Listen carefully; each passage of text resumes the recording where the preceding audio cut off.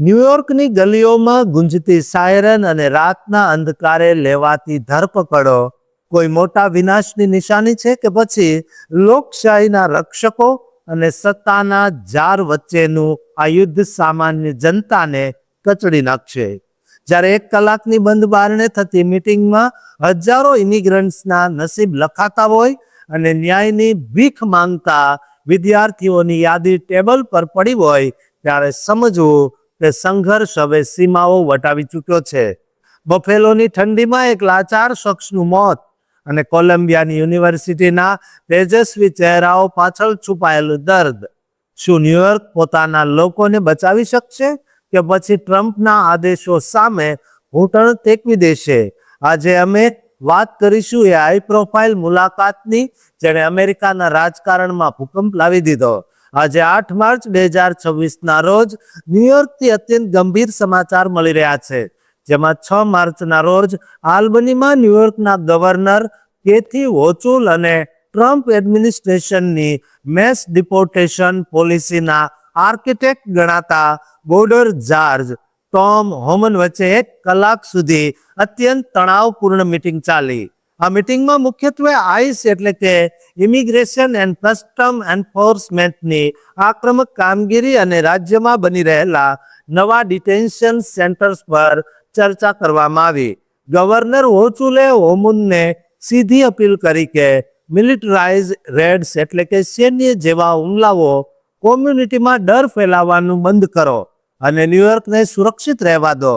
2026માં ન્યુયોર્કમાં ice દ્વારા ડિટેઇનર્સ સંખ્યામાં 100% વધારો થયો છે અને અત્યાર સુધીમાં 2500થી વધુ લોકોની ધરપકડ થઈ ચૂકી છે, જે આંકડો અગાઉ કરતા બમણો છે. હોચુલે ખાસ કરીને શાળાઓ, હોસ્પિટલ અને પ્રાર્થના સ્થળો જેવા સંવેદનશીલ સ્થળો પર આઈસના પ્રવેશ પર પ્રતિબંધ મૂકવાની માંગ કરી. આ મિટિંગમાં હોચુલે કોલંબિયા યુનિવર્સિટીના એવા 15થી વધુ વિદ્યાર્થીઓની યાદી પણ સોંપી જેમને વિઝા વાયોલેશનના નામે એરેસ્ટ કરવામાં આવ્યા અને તેમની મુક્તિની માંગ કરી. આ સિવાય 28 ફેબ્રુઆરી 2024ના રોજ બફેલોમાં બનેલી એક દુઃખદ ઘટનાનો પણ ઉલ્લેખ કરવામાં આવ્યો, જેમાં 56 વર્ષીય રોહિંગ્યા માઇગ્રન્ટ નુરુલ અમીન શાહ આલમનું મોત થયું, જેમને બોર્ડર પેટ્રોલે અધવચ્ચે છોડી દીધા. હોચુલે તેમની વિધવા અને મ્યાનમારમાં રહેતા પરિવારના વિઝા માટે પણ રજૂઆત કરી. જોકે ટોમ હોમને આ બાબતે કોઈ લેખિત ખાતરી આપી નથી અને ઉલટાનું ન્યુયોર્કમાં આઈસની હાજરી વધારવાની ધમકી આપી. વ્હાઇટ હાઉસનું કહેવું છે કે તેઓ ખતરનાક ગુનેગાર ઇલીગલ એલિગન્સ વિરુદ્ધ પોતાની કાર્યવાહી ચાલુ જ રાખશે.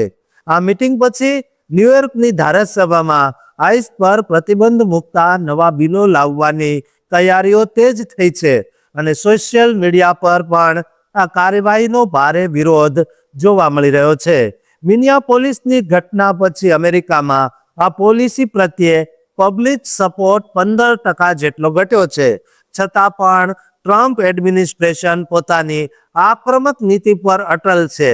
હવે ન્યુયોર્ક સ્ટેટ આ પરિસ્થિતિ સામે કેવી રીતે લડશે અને શું આ સેન્ચુરી સ્ટેટ પોતાના ઇમિગ્રન્ટ્સને બચાવી શકશે? તે એક મોટો સવાલ છે. દોસ્તો, ન્યુયોર્કની સ્થિતિ પહેલેથી જ ખરાબ છે કારણ કે ટ્રમ્પ અને મમતાની વચ્ચે ટકરાવ અને મનમોટાવ ચાલી રહ્યો છે. જ્યારે આ સ્થિતિમાં ગવર્નર દ્વારા જે પગલું લેવામાં આવ્યું છે તે કેટલું કારગર નીવડે છે તે કોમેન્ટ બોક્સમાં જરૂર લખજો અને આ વિડીયો તમામ લોકોને શેર કરી ચેનલને સબસ્ક્રાઇબ કરવાનું ચૂકતા નહીં.